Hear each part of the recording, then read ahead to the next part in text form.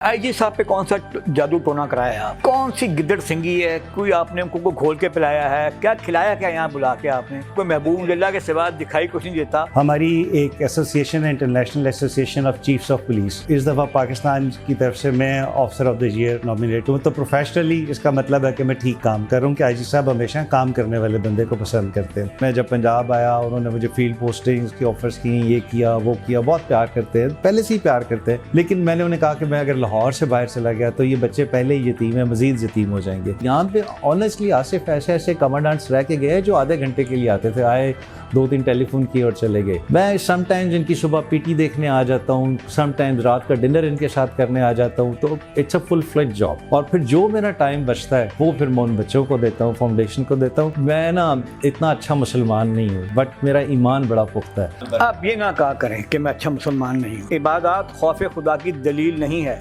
बेशतर इबादत ऐसी हैं जो मस्जिद के बाहर होती हैं। हमने एक ही इबादत पकड़ी हुई जो मस्जिद के अंदर होती है। मेरे लिए इंसानियत जो है ना वो सबसे बड़ी इबादत है। उसमें मैं बिलीव करता हूँ और मैं कोशिश करता हूँ कि मैं किसी को इनकार ना करूँ, जो भी आए उसका मसला हल करूँ। फिर अल्लाह ताला आपकी हर चीज़ में बरकत डाल देता है। बढ़ती हुई उम्र जो है इस पर स्टे लिया हुआ कुछ लोग होते हैं वो उम्र चोर होते हैं, मैं शायद उनमें से आपकी अलमारा फाउंडेशन है जो हमारी बहन की, भाभी की, तो उसमें आपकी क्या ड्यूटी है? मैं माली हूँ। अगर मैं पुलिस में ना होता ना तो मैं आपकी जगह बैठा होता। मुझे जर्नलिज्म का बड़ा शौक था। आपको देखता हूँ तो मेरे दिल में वो ख्वाहिश फिर दोबारा उभरती है। हमने डीजी खान तक का सफ़र भी इकट्ठे किया। हमने डीजी खान का, मुल्तान का, राजनपुर का, हमने बड़े सफ़र इकट्ठे किए हैं। सैलाब में आपने बहुत हमारी हम आपके शाना बशाना, कदम ब कदम हम आपके साथ रहे हैं। किसी को अपने अमल का हिसाब क्या देते? सवाल सारे गलत थे, जवाब क्या देते? नाज़रीन, आज हमारे साथ जाने माने महबूब असलम लिल्ला हैं। तो वो DIG ओहदे के लिहाज से, लेकिन मैं जितना उनको जानता हूँ वो न जाने क्या क्या हैं। अस्सलाम वालेकुम। अस्सलाम वालेकुम आसिफ साहब, कैसे हैं? खैरियत से हैं? बिल्कुल। आपका बुनियादी तारुफ मैं इसलिए नहीं करवाऊँगा कि आपका तारुफ करवाना वक्त का ज़िया है, कि आप अपना तारुफ बाहर होती है और आपका एक पहलू हो तो बंदा तारुफ करवाए, तारुफ में सारा टाइम निकल जाए तो क्या फ़ायदा। ये सिर्फ अल्लाह ताला की मेहरबानी और करम है, इसके अलावा कुछ भी नहीं है। लिल्ला साहब, ये बताएं कि आप एक तरफ पुलिस सर्विस ऑफ पाकिस्तान, एक और तरह की दुनिया है, और ये समाज सेवक नेता जो आप बन गए हैं अचानक, ये किसको देख के, किसको आपने आइडलाइज किया? देखें, मेरे नज़दीक जो है ना, distribution of work and distribution of time, that is very important. I wish आज से 2 साल पहले आप इस ट्रेनिंग कॉलेज का हुलिया देखते और उसको आज के साथ कंपेयर करते तो ये जो मार्बल पे अप्रिसिएशन लेटर है, ये आईजी साहब ने मुझे इसीलिए पत्थर पे पाकिस्तानी पत्थर पे अप्रिसिएशन लेटर आईजी साहब ने कि इस कॉलेज का मैंने हुलिया ही बदल दिया। हमारी एक एसोसिएशन है, international association of chiefs of police. तो इस दफ़ा पाकिस्तान की तरफ से मैं officer of the year nominate हूँ। तो प्रोफेशनली इसका मतलब है कि मैं ठीक काम कर रहा हूँ कि आईजी साहब हमेशा काम करने वाले बंदे को पसंद करते हैं। जहाँ तक ये सोशल वर्क के ताल्लुक आया, इस पर मेरी बेगम का बहुत इन्फ्लुएंस है। आपको पता है मेरी बेगम अकलौती औलाद है, you are just like family member. तो मेरे जो फादर इन लॉ थे वो अकेले सुबह तहज्जुद के वक़्त जाके फुटपाथ पे राशन बांटते थे, सर्दियों में लोगों पर रज़ाइयाँ डालते थे। तो उसका इन्फ्लुएंस, क्योंकि मेरी बेगम अकलौती औलाद थी, तो उसने बहुत ज़्यादा लिया। और ये सब काम हमारे घर से 2009 मेजर साहब की डेथ के बाद हमारे घर से जारी था। अल्हम्दुलिल्लाह डेली 1000 बंदे का लंगर जाता है। कोई 70 फैमिलीज़ हैं जिनको मंथली राशन दे रहे हैं, 80 फैमिलीज़ हैं जिनको मंथली स्टाइपेंड दे रहे हैं। तो ये आइडिया बेगम साहबा का था कि महबूब हम फाइनेंशियली सपोर्ट कर रहे हैं, हम फिज़िकली कुछ नहीं कर रहे, तो हमें कुछ फिज़िकली करना चाहिए। तो मैंने कहा यार, हमारी जितनी भी इनकम होती है खर्च हो जाती है। मुझे तो पता भी नहीं कि किधर खर्च होती है, लेकिन मुझे ये पता है कि हमारी सेविंग नहीं है, because I don't believe in saving. बच्चों की तालीम पे, दोस्तों पे, घर का रख रखाव, मेहमानदारी। तो मैंने कहा, उसने बहुत ज़्यादा ज़िद की। तो फिर मैंने अपने कुछ दोस्तों से कहा कि हम ये काम करना चाह रहे हैं, कुछ रिश्तेदारों से कहा। तो initially we started with 3 kids जो हमने चाइल्ड प्रोटेक्शन ब्यूरो से लिए। फिर ये मैंने आपको कहा ना, ये अल्लाह ताला इस काम के लिए चुनता है बंदा। मैं कहूँ ना मैं ये कर रहा हूँ या मेरी बेगम कर रही है तो टोटल नॉनसेंस। बेशक तो अल्लाह ताला ने फिर हमें दी, इस्तात दी। अभी हमारे पास 6 घर कैवलरी ग्राउंड में हैं, 6 डीएचए में हैं, 250 बच्चे हैं, 3 नौमौलूद बच्चे 6-6 घंटे के मिले थे, वो हमारे ज़ाती घर में पल रहे हैं। अब माशाल्लाह वो साल के हो गए हैं। और फिर ये बच्चों को हम बिल्कुल ऑर्फनेज का कॉन्सेप्ट नहीं है, ये हमारे अपने बच्चे हैं। लोगों से पूछिए आपके पापा क्या करते हैं, वो कहते हैं डीआईजी हैं। मामा कौन है? मामा सोफिया वड़ाइच हैं। आम नॉर्मल बच्चों की तरह ये रोज़ कज़ाफ़ी स्टेडियम जाते हैं, हॉकी खेलते हैं, क्रिकेट खेलते हैं। हमने स्टेट ऑफ द आर्ट इनके लिए एक स्कूल बनाया है जहाँ आप किसी भी इंग्लिश अच्छे मीडियम स्कूल से कंपेयर कर सकते हैं। फिर अल्हम्दुलिल्लाह अल्लाह ताला ने हिम्मत दी, इस्तात दी। अभी हमने सेंट्रल पार्क में बेसमेंट प्लस 4 स्टोरी अपार्टमेंट्स तैयार कर लिए हैं। अभी उनकी फिनिशिंग हो रही है और इंशाल्लाह ताला विदिन 3 मंथ्स हम अपने घर में शिफ्ट हो जाएंगे। अपना घर हमने इसका नाम भी अपना घर रखा है, ताकि बच्चों से कोई पूछे कि आप कहाँ रहते हैं तो वो कहे मैं अपने घर में रहता हूँ, अपना घर। अच्छा लेला साहब, ये बताइए कि आप जहाँ बैठे हुए हैं, ये तालीम और तरबियत दोनों साथ साथ यहाँ पे जो आपकी फील्ड फोर्स है जिसने बराह रास्त आवाम से इंटरेक्ट करना होता है, वह यहाँ पे तालीम भी हासिल करती है और तरबियत भी हासिल करती है। जब यहाँ से जाते हैं, मैंने यहाँ का जो माहौल देखा है इंतहाई महज़ब और कमाल का माहौल है। ये कल्चर मैं समझता हूँ कि बिल्कुल 5 स्टार कल्चर है। इस कल्चर से जाने के बाद इनको कौन सी मौत पड़ती है, कौन सा आसेब है, कौन सा कीड़ा है, जाके वो उसका इम्पेक्ट वो कैरी नहीं कर पाते फील्ड में जाके जब आवाम से इंटरेक्ट करते हैं। देखिए आसिफ, बिल्कुल आपका सही सवाल है। हमारे जो मौजूदा IG inspector general doctor Usman Anwar, उन्होंने थानों का इंफ्रास्ट्रक्चर तब्दील करके रख दिए। लोग, आपको पता होगा कि लोग शादी की तस्वीरें जाके थानों में बनवाते हैं, थानों का इंफ्रास्ट्रक्चर इतना बदल दिया। पब्लिक की बेहतरी के लिए 15 ये जो आपके खिदमत मराकज़ है वो बनाए गए, 15 को बेहतर किया गया, इस तरह के बहुत काम किए गए। जहाँ तक बात है ना कल्चर की, देखिए हमारा 76 साल का पुलिस का एक कल्चर है, उसे आप 1.5-2 साल में चेंज नहीं कर सकते, एक बात। दूसरी बात यह है कि देखें, मैं अक्सर जगहों पे एक बात करता हूँ कि आप ये ना करें कि जी जो अच्छे महकमे हैं उनमें टर्न्योर का फिक्सचर होता है कि 3 साल आपने हार्ड एरिया में करना है, 3 साल आप शहर में कर लेंगे, सबका फिक्सचर होता है। मैं कहता हूँ आप डीआईजी का टर्न्योर भी फिक्स ना करें, एसपी का भी ना करें, सिर्फ हमारे आईजी की पोस्ट कॉन्स्टिट्यूशनल करते हैं कि 3 साल से पहले इसे कोई चेंज नहीं कर सकता। देखिए माजी में आईजी 4 ये 90 एकड़ का एक इंस्टीट्यूशन है। मुझे इसको समझने के लिए कम से कम 2 महीने लगे कि यहाँ पे कौन सी चीज़ें ख़राब है, कि इनको निकालूं, कि इनको रखूं। ये 90 एकड़ का है, मुझे 2 महीने समझ लगे। पूरा पंजाब इतना बड़ा है तो 4 महीने में आईजी को समझ लगे कि आप हमारे आईजी का टर्न्योर फिक्स कर दें, देखें तब्दीली आएगी कि नहीं आएगी, एक बात। दूसरी बात, देखें हमारी कॉस्ट ऑफ इन्वेस्टिगेशन, मसलन खुदा न खास्ता आपकी ऐनक चोरी हो गई है, मोबाइल चोरी हो गया, तो इसको इन्वेस्टिगेट करने पे पैसे तो लगेंगे ना, लगेंगे ना। हमारी जो कॉस्ट है पंजाब की, जो हमने कैलकुलेट की हुई है, दैट इज़ 11 अरब रुपए पर साल, और गवर्नमेंट तकरीबन हमें 35-36 करोड़ रुपए दे रही है। जब तफ्तीशी ने गाड़ी भी मुदई से लेनी है, पेट्रोल भी मुदई से लेना है, और फिर फोरेंसिक भी मुदई के पैसों से करानी है, और 4 पैसे जब वो खुद ले लेगा तो मैं उसको किस मुंह से पूछूंगा? वो कहेगा जी बेसिक चीज़ें तो पूरी करके दे ना। तो हमारे जो, हालांकि इस गवर्नमेंट ने बहुत ज़्यादा रिसोर्सेज दिए हैं, गाड़ियाँ दी हैं, सब कुछ दिया है, लेकिन देखिए हम एक अंडर डेवलप कंट्री हैं। सर सॉरी, मैं आपकी बात काट रहा हूँ। अब तो चूँकि टिकटॉक का ज़माना है, हर अफसर टिकटॉक पे बिलीव करता है, बड़ा प्रचारक है। आप लोगों के, आपके डीपीओज़ के ऑफिसेज़, आपके डीआईजीज़ के ऑफिसेज़ देखें तो लगता है कोई शीश महल है। ठीक, ये शीश महल से कुछ शीशे उतार के अगर इन्वेस्टिगेशन का फंड बढ़ा दिया जाए, कुछ शीशे कम करके, देखिए ये जो कई ऑफिस देखें तो नहीं, आपकी ऑब्जर्वेशन ठीक है। देखिए अब ये जो मैंने कॉलेज रेनोवेट किया है, इसमें मैंने 1 रुपया गवर्नमेंट ऑफ पंजाब से नहीं लिया, 1 पैसा मैंने आईजी ऑफिस से नहीं लिया, ऑल डोनेशंस। ये जितना शीशा पूरे कॉलेज में आपको नज़र आ रहा है, ये टोए नौसिक ने गिफ्ट किया है। ये कॉलेज 2012 में आखिरी दफ़ा पेंट हुआ था, सारे में 2012 में। 13 साल आपने कितने साल बाद करवाया? 10 साल बाद? नहीं 2025, तो 13 साल तो पेंट सारा गोभी पेंट से हमने गिफ्ट कराया। तो तो देखें, अगर आप अपने घर के लिए चीज़ें मांग सकते हैं तो आप इंस्टीट्यूशन को बेहतर करने के लिए भी मांग सकते हैं।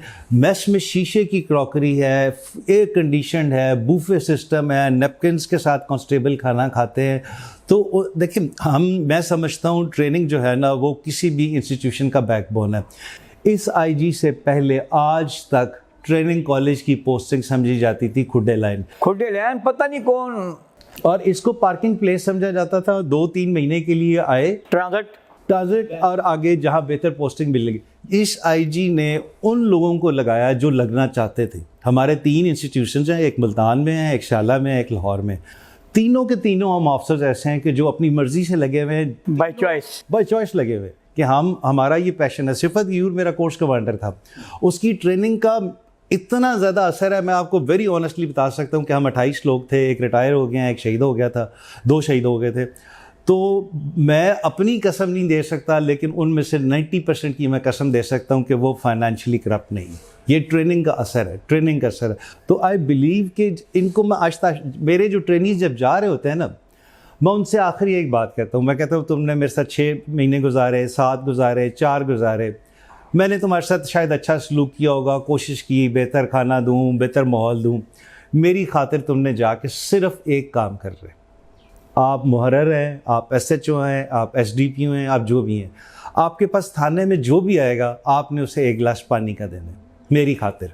और ये 1 गिलास पानी नहीं है, ये दिस इज़ योर एटीट्यूड। जब थाने में आप कोई शरीफ आदमी तो नहीं जाएगा ना, जिसकी गाड़ी चोरी है, सर फटा, वही जाएगा। जब वो थाने जाएगा, जाते साथ ही उसे 1 गिलास, वो कहेगा यार मैं ठीक जगह आया हूँ, मेरी बात सुनी जाएगी। तो we are working on this कि हम इनका एटीट्यूड चेंज करें। मैं समझता हूँ, मैं देखिए, पुलिस की वर्दी खौफ की अलामत है, मैं मानता हूँ, बिल्कुल मानता हूँ, लेकिन हम आहिस्ता आहिस्ता इस एटीट्यूड को चेंज कर रहे हैं। और हमने जितना इसको, पुलिस को मॉडर्नाइज कर दिया है, सेफ सिटीज़ बना दी हैं, लोगों के मसाइल हल हो रहे हैं, पब्लिक। अब देखिए, मैंने यहाँ पे काम किया, हमने स्कूल और यूनिवर्सिटी की बच्चियों को हम free of cost pick and drop service देते हैं। पंजाब कैंपस से उनको पिक करते हैं, कॉलेज लेके आते हैं, 2 हफ्ते का सेल्फ डिफेंस का कोर्स कराते हैं, फ्री ऑफ कॉस्ट लंच देते हैं और फ्री ऑफ कॉस्ट वापस ड्रॉप करते हैं। अभी तक हम कोई 5000 बच्चियों को इस किस्म की ट्रेनिंग। अब वो बच्चियां जब इधर आके इस लेवल की मार्शल आर्ट, फायरिंग, स्विमिंग और इस तरह की चीज़ें देखती हैं, तो उनका तो पुलिस के बारे में इमेज ही चेंज हो जाता है। वो कहते हैं हमने सोचा भी नहीं था कि पुलिस ऐसी हो सकती है। सर, आप जो इमेज चेंज कर रहे हैं ना, वो एक, मैं समझता हूँ, कोई कॉस्मेटिक सा एक प्रोसेस है। यहाँ पे तो ठीक है, लेकिन जब बंदा नाके पे मथे रखता है, इनके थाने में जाता है, और अब तो इतनी वीडियो वायरल हो रही हैं कि बंदा कहता है यार ये कुछ जानवर हैं और ये कौन लोग हैं। आपने थाने शीश महल बनाए, लेकिन सिस्टम का गटर जूं का तो वहीं उबल रहा है, उसकी बदबू और उसका भयानक चेहरा। देखिए, आई एडमिट बहुत सारी चीज़ें होने वाली हैं और with the passage of time इंशाल्लाह ठीक होंगी। और दूसरी बात यह है कि मेरी ज़िंदगी की सबसे बड़ी ख्वाहिश है कि पाकिस्तान में सोशल मीडिया बैन कर देना चाहिए। जिस बंदे को देखो, जिसके हाथ में मोबाइल है, वो नहीं देखता कि जी अगला बंदा क्या कर रहा है, क्या नहीं कर रहा, उसका कॉन्टेक्स्ट क्या था। देखें, आप कोई ऐसा कानून बनाए ना कि टिकटॉक पे अगर किसी ने वीडियो वायरल की है और उसके पास उसका कोई प्रूफ नहीं है, तो उसके लिए कोई सज़ा तो रखे ना। हर जगह पे जितने मौजूद माशरे में है, अमेरिका में देख लें, चाइना में देख लें, यही रवाज है। यहाँ पे जिसके हाथ में मोबाइल है, आपसे मैं आप गुफ्तगू कर रहा हूँ, मैं आईजी के बारे में बड़ी अच्छी गुफ्तगू कर रहा हूँ, आप दरमियान में से काट के एक उल्टा लफ्ज़ लगा के तो उसको वायरल कर दे, तो nobody is going to check you. तो सोशल मीडिया ने इस माशरे का जितना बेड़ा गर्क किया है, किसी और चीज़ ने नहीं किया। सोशल मीडिया की रेगुलेशन होनी चाहिए। बात होती कुछ है, लगा के कुछ। वो जो हमारा एक कांस्टेबल था जो शराब पी के जगह जगहों पे फिर रहा था, अब देखें कोई और आईजी होता, कोई और बंदा होता, सीधा कहता जी डिसमिस कर दो। उसकी मेंटल स्टेट ऑफ हेल्थ ऐसी थी कि उसको, तो ये नीचे वाले अफसरान का कसूर था। आईजी ने जाके उसे गले लगाया, उसका ट्रीटमेंट कराया, उसके घर गया, उसका बाकायदा ट्रीटमेंट कराया, और अब वो ड्यूटी परफॉर्म कर रहे हैं। तो देखिए, हुन गाला नहीं करता इलाज के बाद, तो गाला नहीं करता। प्यार, देखिए, प्यार सबसे बड़ा इलाज है, इससे बड़ा इलाज कोई है नहीं। आप डंडे से भी चला, देखें मेरे पास यहाँ पे क्लास 4 है, स्वीपर्स है, पाकिस्तान की तारीख में पहली दफ़ा हुआ होगा, मैंने अगले दिन आईजी साहब को बुलाया कॉलेज में, स्वीपर्स के साथ बैठ के खाना खिलाया, सबको 5-5 हज़ार रुपये इनाम दिलाया। मैंने कहा मैं कॉलेज साफ़ नहीं रखता, मेरे कॉलेज के माथे के झूमर ये हैं, इनको अवार्ड दे। आईजी ने उनके साथ, और ये मैं लिख के दे सकता हूँ कि ये पाकिस्तान की हिस्ट्री में पहली दफ़ा हुआ होगा। आईजी कहता है मैंने अपनी नौकरी में ये नहीं देखा कि स्वीपर्स के साथ बैठ के मुझे खाना खिलाया गया हो। तो वो बहुत खुश हुए, उन्होंने कहा यार यही बात है, इसी वजह आप 90 एकड़ का कॉलेज है, मैं आपको चैलेंज करता हूँ, आप पूरे कॉलेज में मुझे एक सिगरेट का टुकड़ा, एक कागज़ का तिनका दिखा दें तो आप कहें मेरी एडमिनिस्ट्रेशन फेल है। तो मैं इनको प्यार करता हूँ, हर महीने क्लास 4 को 2 नए कपड़े देता हूँ, 1 अदद जूते देता हूँ। जब उनको मैं बाप की तरह प्यार करता हूँ, वो भी फिर अनफॉर्चुनेटली ये हमारे यहाँ man to man, time to time चीज़ें चलती हैं। अल्लाह करे आपके बाद भी यहाँ कोई आप जैसा नहीं, आप जैसा ना सही को आपके आसिफ आपकी बात को मैं 100% सेकंड करता हूँ। पाकिस्तान में वेरी अनफॉर्चुनेटली इंस्टीट्यूशंस बन ही नहीं सके।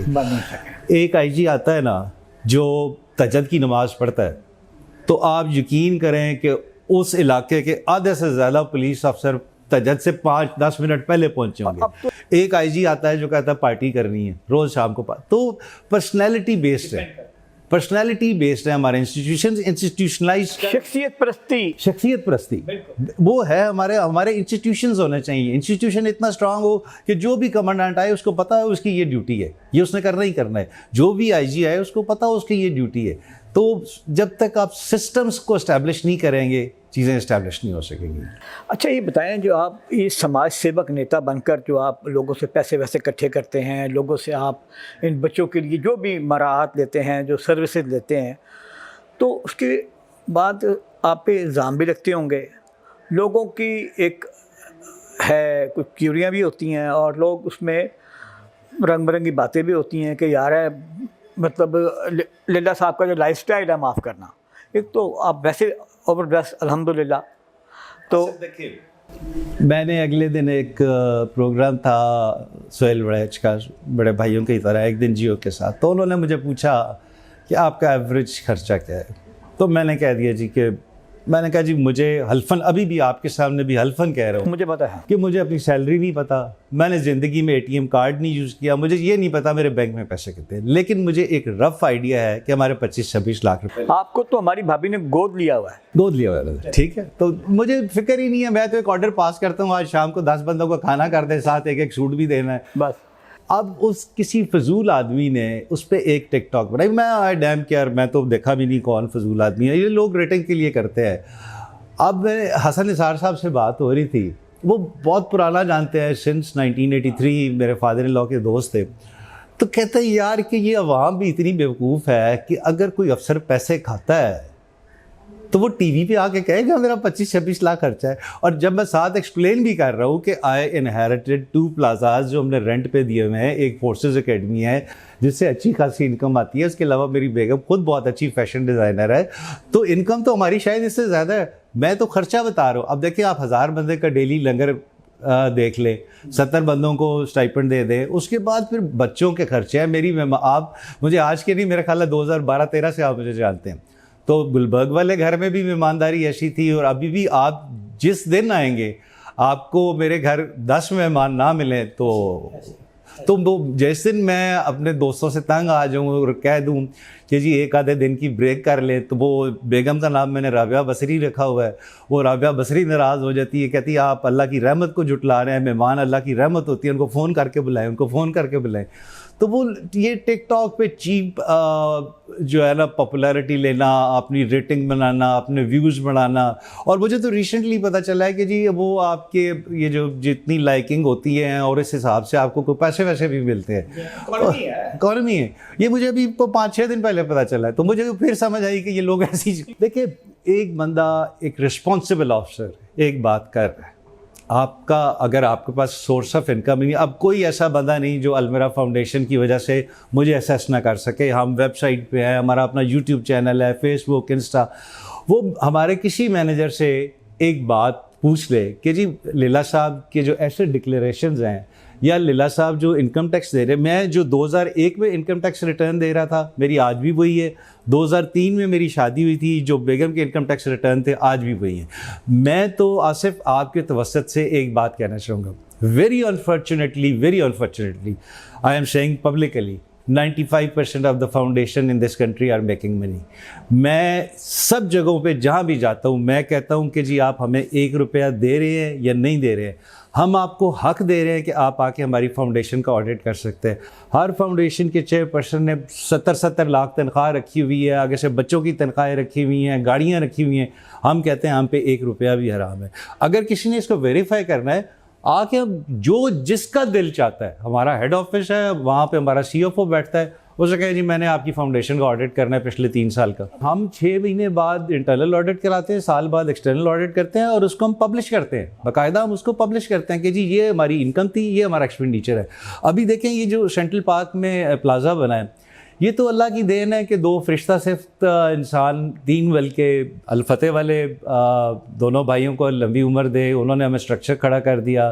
डॉक्टर सुबैल इकराम ABS डेवलपर के ओनर है, उन्हें हमारे शौदा को 20 अपार्टमेंट भी दिए, वो अब उसकी फिनिशिंग कर रहे हैं। तो अल्लाह ताला, जब मैं इस काम में ना, आई स्ट्रांगली बिलीव इस काम में लोग आपके साथ जुड़ते हैं, बेशुमार लोग जुड़ते हैं, और जो थोड़े से भी नेगेटिव लोग होते हैं खुद ब खुद फिल्टर हो जाते हैं, और अल्लाह ऐसे ऐसे नेक लोग जोड़ता है आपके साथ कि आपने कभी सोचा भी नहीं होता। अब अलफतेह वालों से मेरा पुराना ताल्लुक़ था, इस्लाम दुआ थी, लेकिन मैंने कभी ये सोचा भी नहीं था कि वो पूरे का पूरा स्ट्रक्चर हमें बना देंगे। गोरी क्रीम का मालिक है, वो हमें इस तरह से सपोर्ट करता है कि वो कहता है कि जिस दिन 1 रुपया भी ना हो मैं हर चीज़ बेच बाश के इन बच्चों पे लगा दूंगा, मैं ज़िम्मेदार हूँ, आपने ये घबराना नहीं है।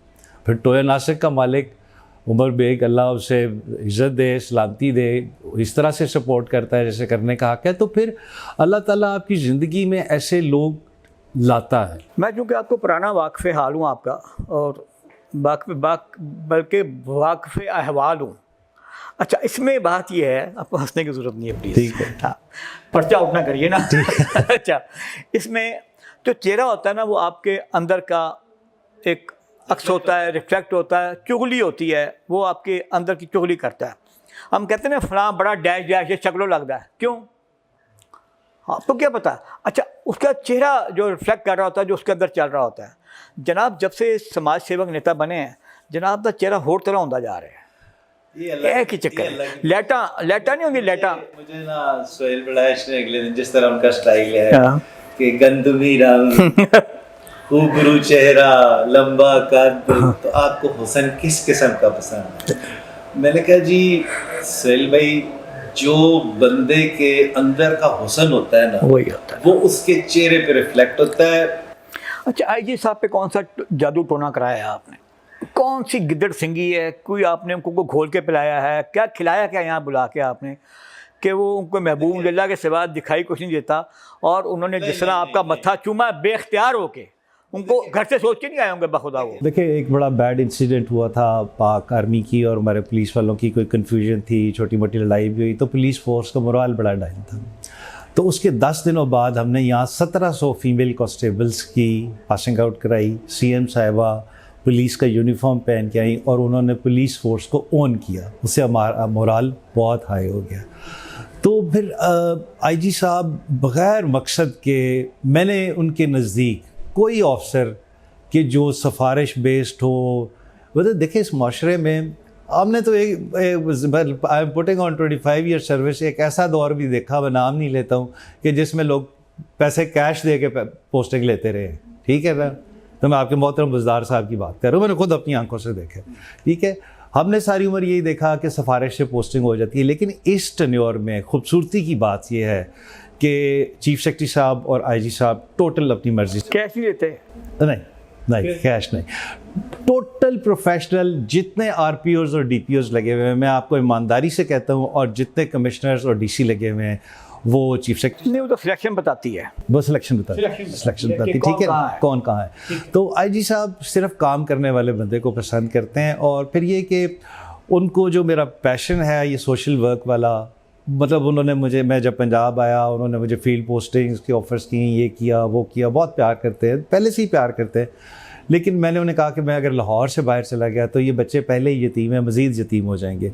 तो फिर दिनों दिनों में आईजी साहब ने, मुझे याद है कि जब ये बच्चे 3 थे तो ये 4 थे, तो कोई मीटिंग हो रही थी तो किसी ने कोई तबसरा किया, मुझे आज तक याद है।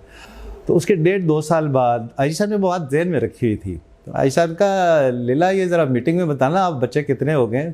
3-4 पे तो लोग मजाक कर रहे थे, अब माशाल्लाह 200, उस वक्त 200 थे, तो ये 200 बच्चे को पाल के दिखाए ना। तो वो फिर जब उन्हें ये आइडिया होता है कि मैं प्रोफेशनली भी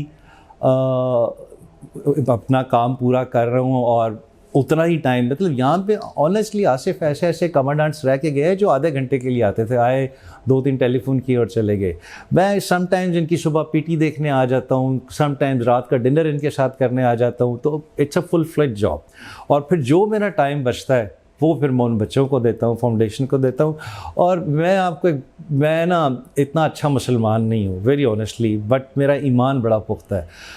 जब आपकी कन्विक्शन बड़ी स्ट्रॉन्ग हो ना, अल्लाह ताला आपके हर काम में बरकत आप ये डाले। ना कहा करें कि मैं अच्छा मुसलमान नहीं हूँ। मैं आपको बताऊँ, इबादत दलील नहीं है, प्लीज़। इबादत खौफ खुदा की दलील नहीं है।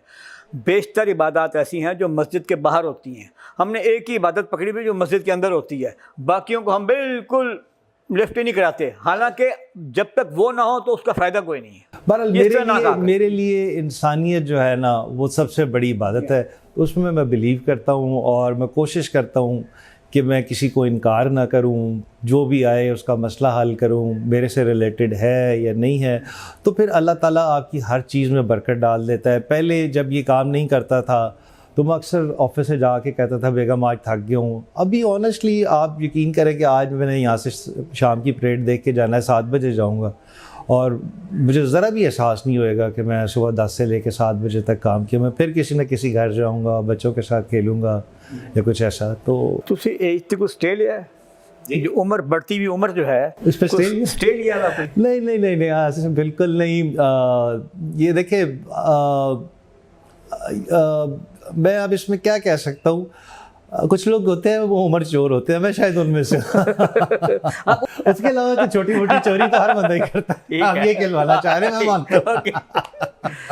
अच्छा ये बताइए कि आप डीआईजी हैं और जो आला सरकारी अफसरान होते हैं, सिविल सर्विस से जो ताल्लुक़ रखते हैं, उनके लिए सरकारी घर में रहना और सरकारी घर में मौज मस्ती मारना एक होता है, ख्वाब होता है, एक पैशन होता है उनका, एक पता नहीं क्या होता है उसके अंदर, क्या क्या होता है।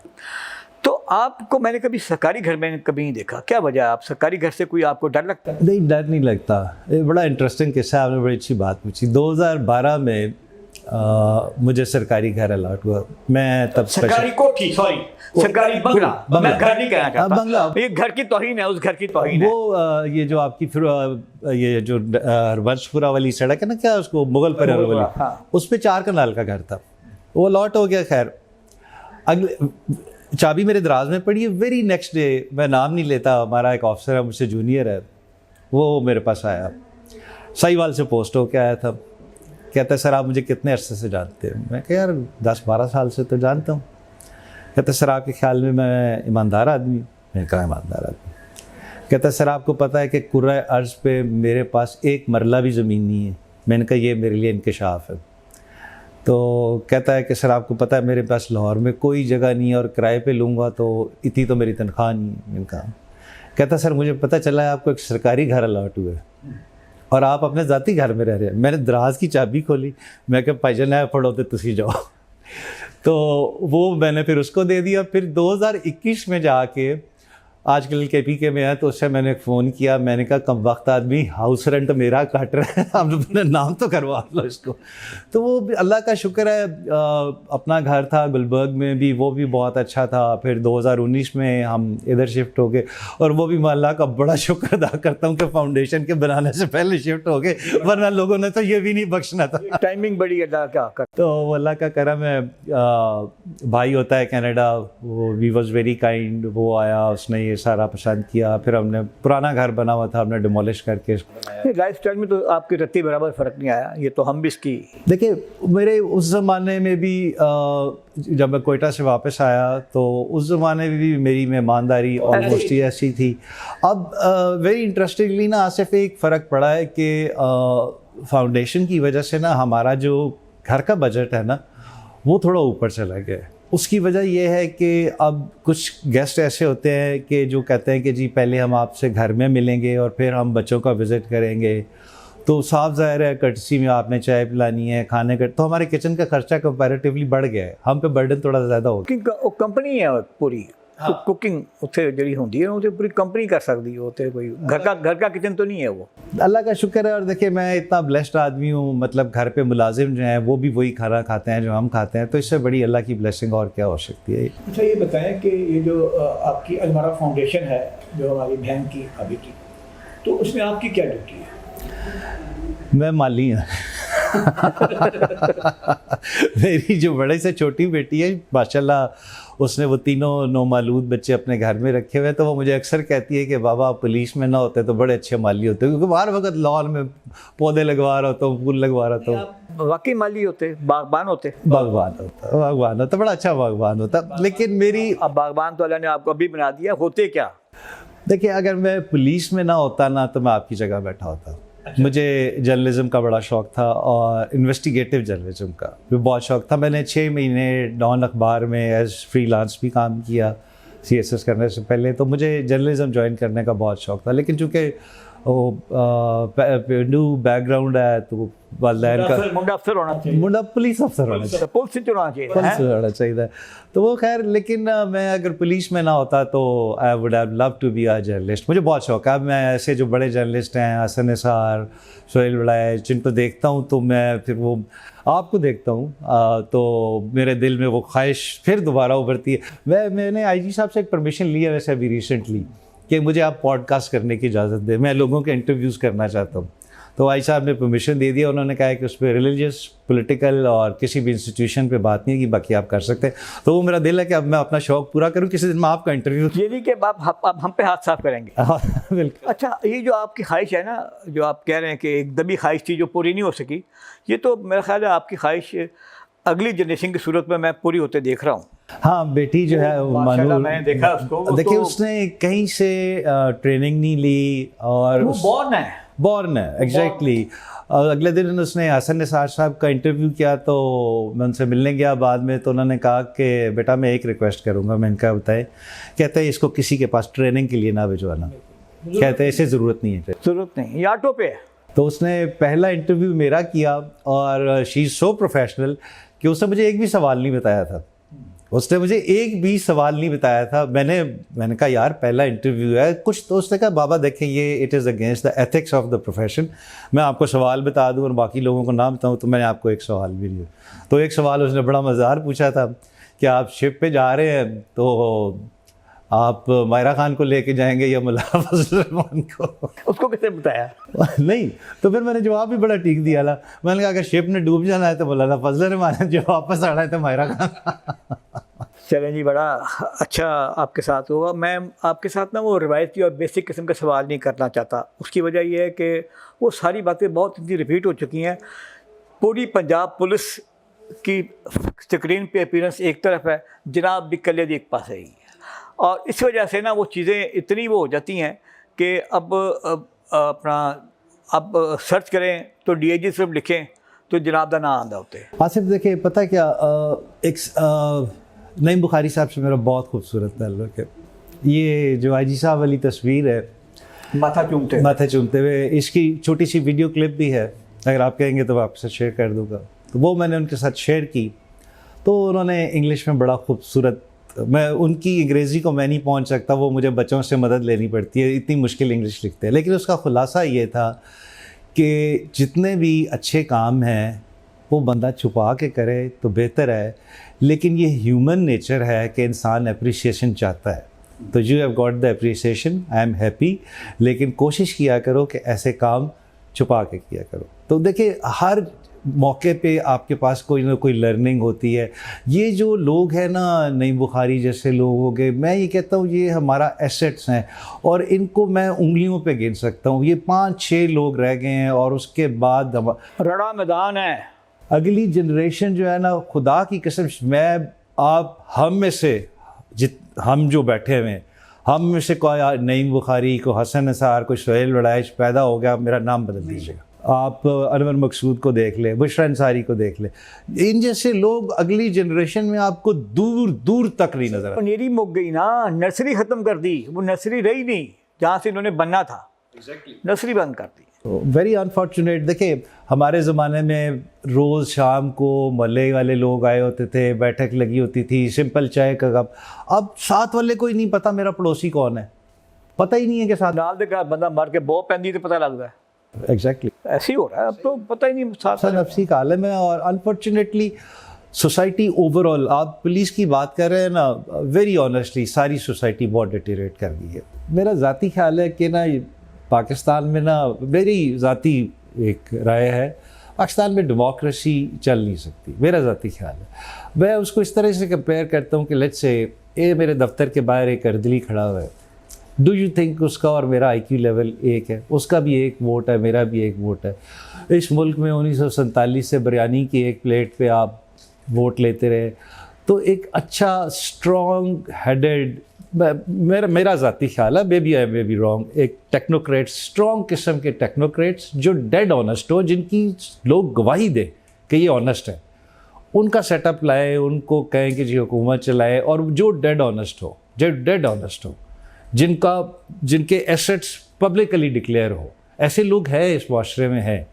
और जब तक आप मसालियत पे मसालियत करते जाएंगे तो there is no end to it. देखिए आसिफ, मैं इस कॉलेज में आया ना, तो मैं मेस का विज़िट किया, तो मैंने उससे कहा कि यार इसमें से सालन का टेस्ट ही नहीं आ रहा। मुझे पहली दफ़ा ज़िंदगी में पता चला कि मार्केट में 5 किस्म की मिर्ची होती हैं, 1 नंबर, 2 नंबर, 3 नंबर, 4 नंबर, 5। उसने कहा सर जब आटे की जगह इसमें बूरा डाला हुआ है तो इसमें से सालन की स्मेल कहाँ से आनी है? तो ये तो हाल है। हम दूध वाले से कहते हैं कि खुदा के वास्ते सिर्फ पानी मिलाना, सरफ ना मिला देना, ये आलम हो गए। तो जब ओवरऑल माशरा ही इतना डिटेरेट कर गया है, तो आई विश के जो जिस तरीके से हम कोशिश कर रहे हैं कोई बेहतरी आए, अवाम का शऊर बेहतर हो। और very honestly I am totally against this TikTok. इस पे गवर्नमेंट को चाहिए, या जो कोई भी इस पे स्ट्रिक्ट किस्म के रूल्स होने चाहिए। जब तक वो वेरीफाई ना हो उसको पोस्ट नहीं होना चाहिए, और अगर वो पोस्ट हो गई है और वो गलत साबित होती है तो उस बंदे को सज़ा मिलनी चाहिए। ये इस माशरे की डिटरेशन की बेसिक वजह। तो वन मैन टीवी, बंदा सवेरे उठता है, मुँह तो छट्टा मारता है, थले उन्हें पजामा पाया होता है, उत्ते शर्ट चेंज करता है, बह जाता है। अब देखिए ना, सैलाब की पुरानी वीडियोस वायरल करके तो वो आप पैनिक कह रहा, पैनिक क्रिएट कर रहे हैं। और सारी पुरानी वीडियोस, कोई लेटेस्ट वीडियो नहीं थी, सारी पुरानी वीडियोस थी। और वो कोई भाई बाबा कोई जा रहा है, कभी कुमाई जा रही है, टिकटॉक पर शुगल बना हुआ है, लोग एंजॉय कर रहे हैं, उसकी फॉलोइंग। भाई दिस इज टोटल नॉनसेंस। इस पे गवर्नमेंट को रूल्स एंड रेगुलेशंस बनाने चाहिए। नेता साहब बहुत टाइम लिया आपका, बातें तो बहुत हैं, क्योंकि अपना आपके साथ तो बंदा बैठ जाए तो सफ़र, हमने DG खान तक का सफ़र भी इकट्ठे किया। हमने DG खान का, मुल्तान का, राजनपुर का, हमने बड़े सफ़र इकट्ठे किए हैं। सैलाब में आपने बहुत हमारी हम आपके शाना बशाना, आपके कदम ब कदम हम आपके साथ रहे हैं, और हम आपके साथ एक मतलब हम तो सेवक थे बच्चों के और आपके। तो बहरहाल थैंक यू वेरी मच। बहरहाल मैं आसिफ आपके तवसत से एक बात कहना चाहूँगा। बड़े अरसे से मैं ये कहना चाह रहा था कि मैं मेरी बेगम साहबा, हमारी foundation, it's a open book. किसी शख्स को भी मेरे लिविंग स्टाइल पे, मेरे अकाउंट्स पे, फाउंडेशन के अकाउंट्स पे किसी किस्म का 0.1% भी शक है, आप बेशक मेरा पर्सनल नंबर शेयर कर दें या आप अपना नंबर शेयर कर दें कि जी मैं आसिफ अफान आपको ले जाऊंगा, तो मैं आपकी तसल्ली करा दूंगा भाई साहब। That's it. Thank you very much.